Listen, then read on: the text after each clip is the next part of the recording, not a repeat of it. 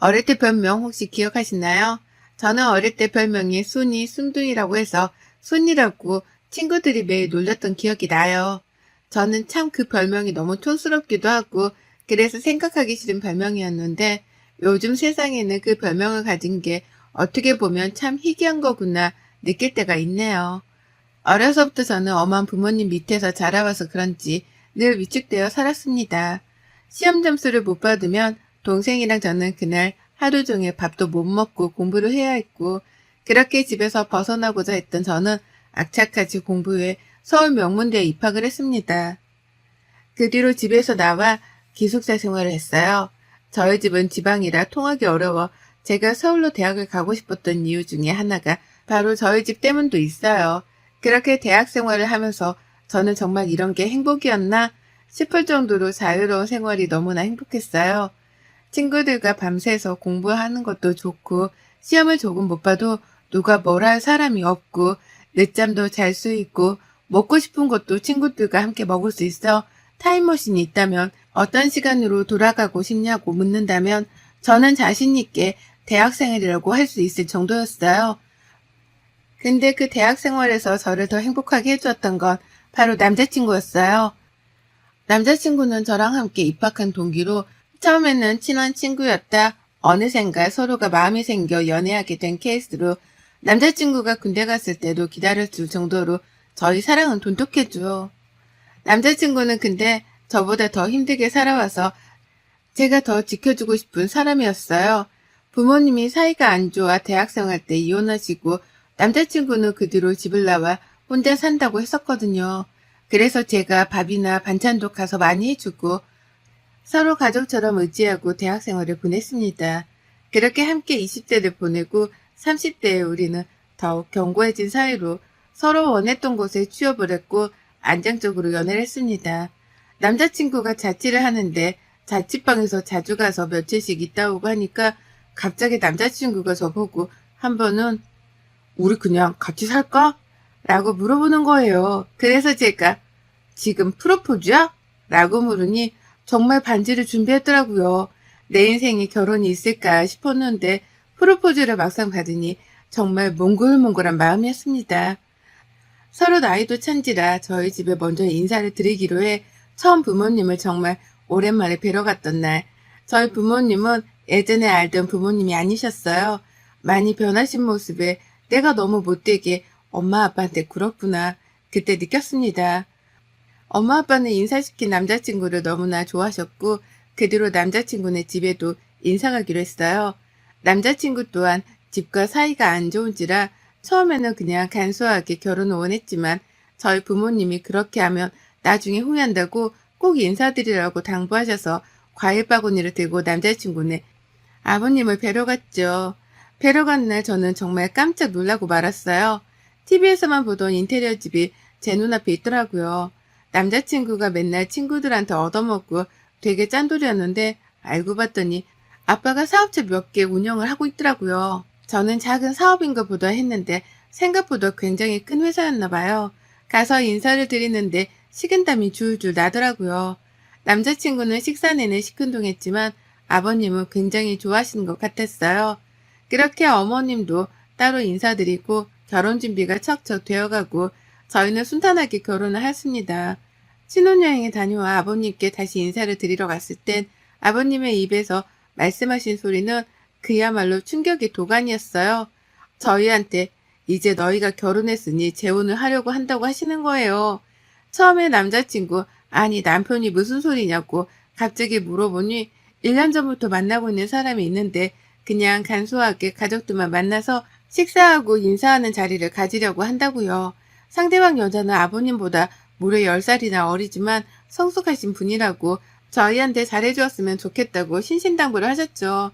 사랑과 전쟁에서나 볼 법한 시어머니 두 분이 나에게도 생기는 건가 당혹스러움을 감출 수가 없었어요.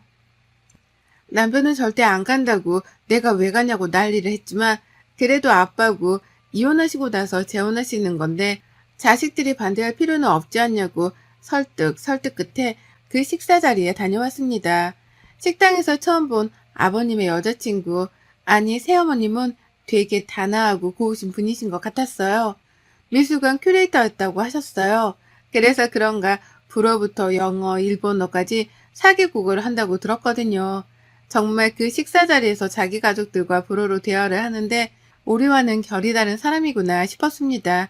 그래도 다행인 게 남편이 시댁에 자주 가지를 않으니 새 시어머니와 그렇게 자주 마주칠 일은 없겠지 싶었죠. 근데 제 생각과 정반대로 돌아간다고 해야 할까요? 새어머님이 남편이 아닌 저한테 전화가 오는 거예요.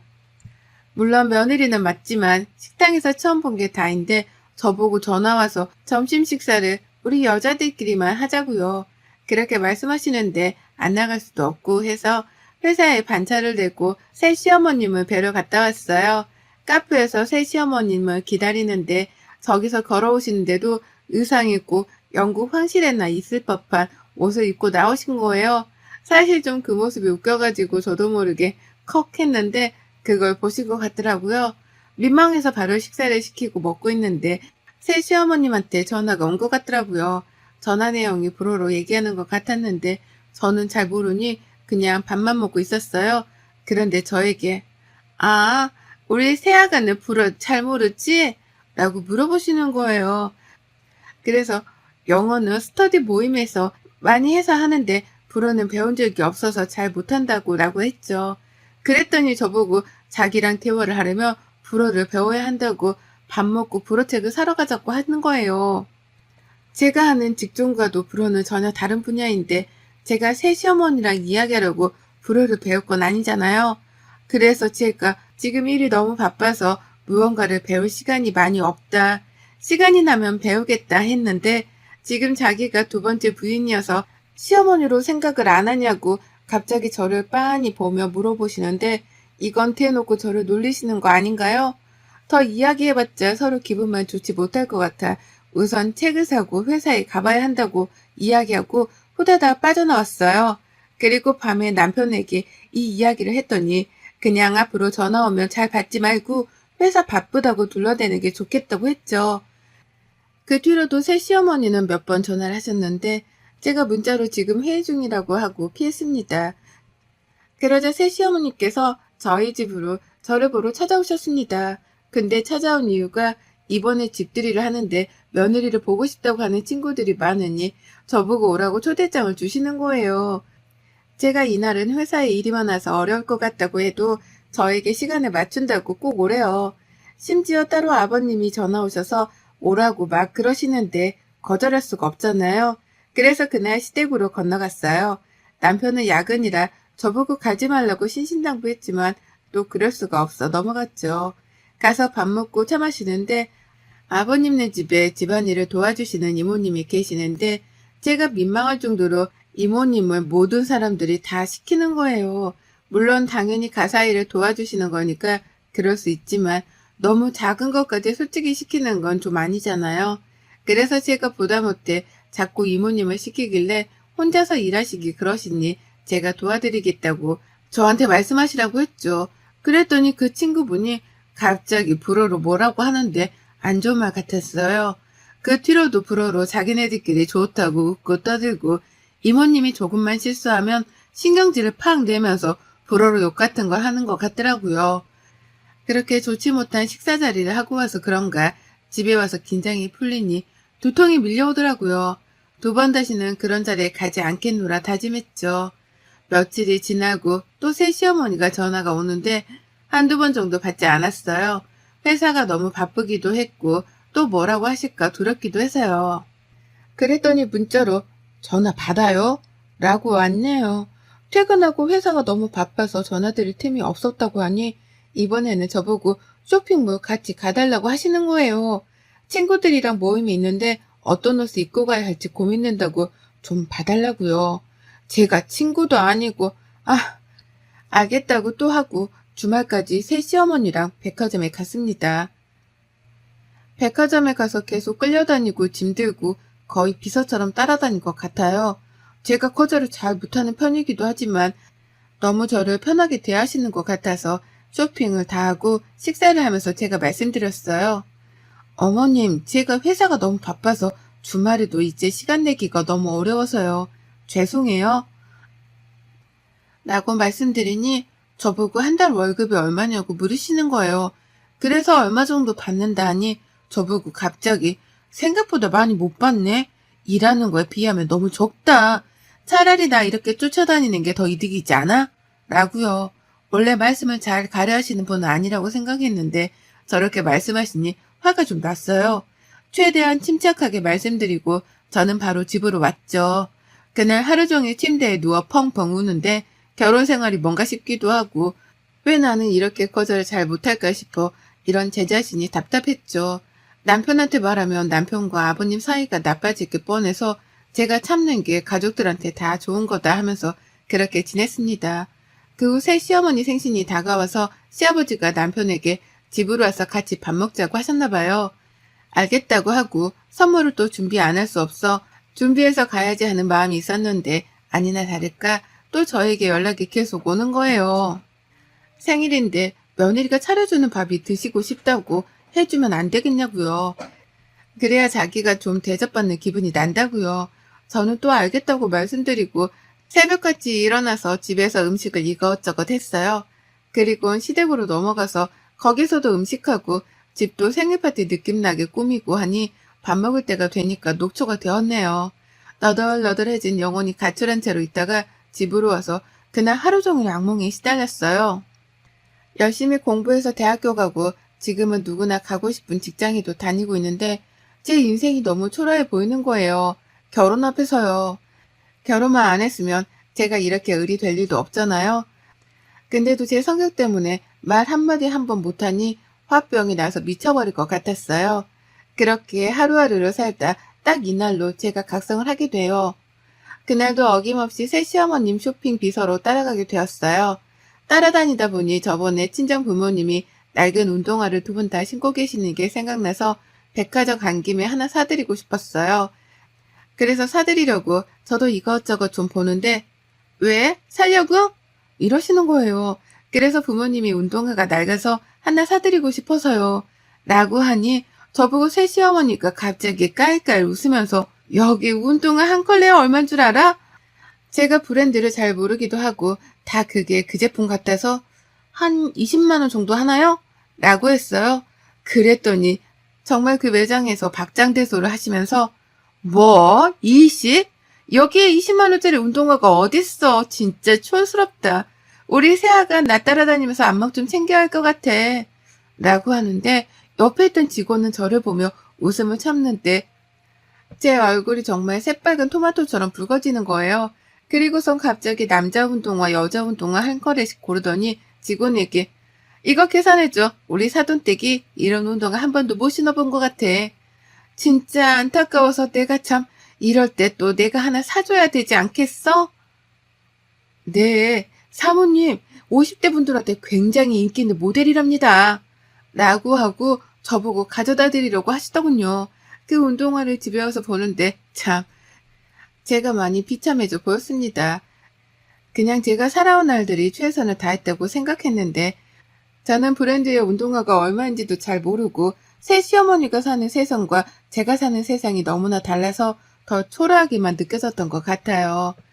사실 알고는 있었습니다. 새 시어머니는 일부러 제 앞에서 자기를 보여주고 싶어 제가 못 알아듣는 불어를 하고 백화점에 데려가 네가 나 아니면 이런 데 와보겠니? 이런 느낌으로 저를 무시하고 너는 나보다 밑이야. 이런 식의 느낌으로 저를 대하는 것을요. 하지만 저는 지금까지 너무 바르게 살려고 노력해서 어른들에게는 또 다른 사람들에게는 나쁜 소리, 싫은 소리 안 하는 것이 도리라고 생각했는데 백화점에서의 일은 정말 못 참겠더라고요. 그 뒤로 저는 회사가 끝나자마자 불어학원을 다니기 시작했어요.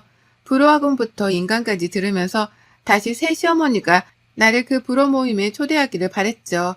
제 바람대로 이루어졌는지 시어머니는 저에게 그 모임 사람들이 온다고 이번에는 제가 그때 한번 해드렸던 음식이 있었는데 그게 맛있다고 한번 해달라고 부탁을 하셨어요. 저는 때가 왔다고 생각했습니다. 만반의 준비를 하고 그 모임을 마주치니 역시 아니나 다를까 제 앞에서 또 불어로 막 이야기를 시작하더라고요. 가만히 들어보니 참 가관이죠. 니네 며느리 우리말 못 알아듣는 거 보니 너무 웃겨. 우리가 자기 욕을 해도 모르잖아. 맞아. 우리 며느리 착하긴 한데 얘가 너무 느려. 그리고 집도 가난한 것 같아. 글쎄 저번에 백화점 갔는데 너희 그 브랜드 알지? 나보고 20만 원 정도 하냐고 묻는 거야. 내가 정말 쪽팔려서. 정말 나는 돈 없는 사람들 이해 안 되더라. 돈이 없으면 겸손해야지. 그러지 못한 사람들이 더 많아. 자기네 식사 도우미 해주는 분도 돈만 쓰다가 내보내.